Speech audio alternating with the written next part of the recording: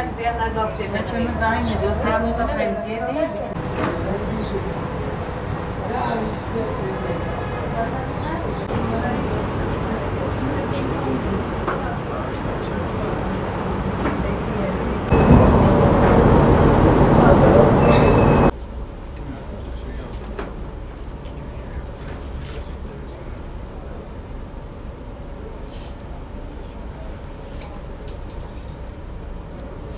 Merhaba, ben Hatay Antakya'dan katılıyorum. İsmim Ali Özkan. Esra Özkan'ın abisiyim.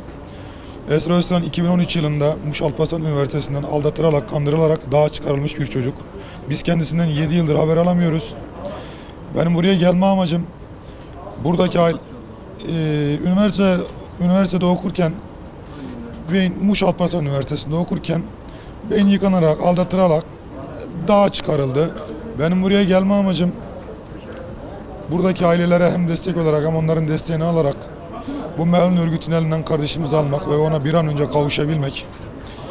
Annemizin ve babamızın evlat hasretini dindirebilmek amacıyla geldim.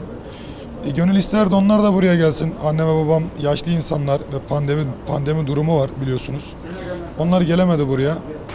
Buna vekaleten ben geldim. İnşallah buradan kardeşimiz sesimizi duyar ve bir an önce kendisini çok özleyen, hasretle bekleyen ailesine, küçüğünden büyüğüne kadar hasretle bekleyen ailesine 2 bayram bir arada yaşatır. Bizlerin yüzünü güldürür.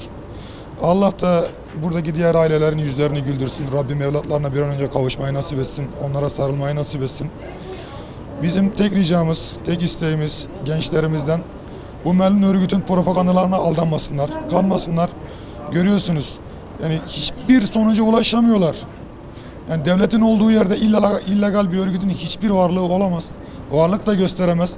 Devleti bölmeye hiç kimsenin gücü yetmez. İnşallah devletimiz de desteğiyle, çocuklarımızın da kendi isteğiyle inşallah çocuklarımıza kavuşacağız. Ve bu direnişi, bu güzel direnişi, bu güzel ailelerle birlikte devam ettireceğiz sonuna kadar. İnşallah bu sonuç bizim için iyi olacak. Rabbimden niyazımız, duamızdır.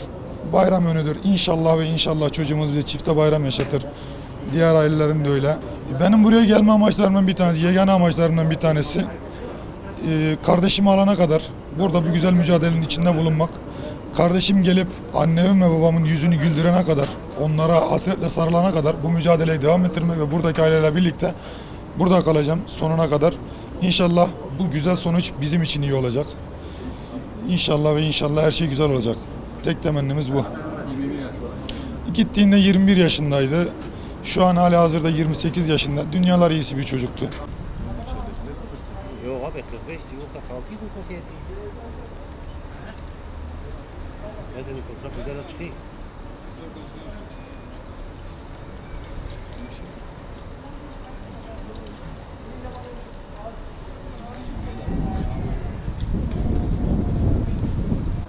Ben bu eyleme çocuğum için geldim.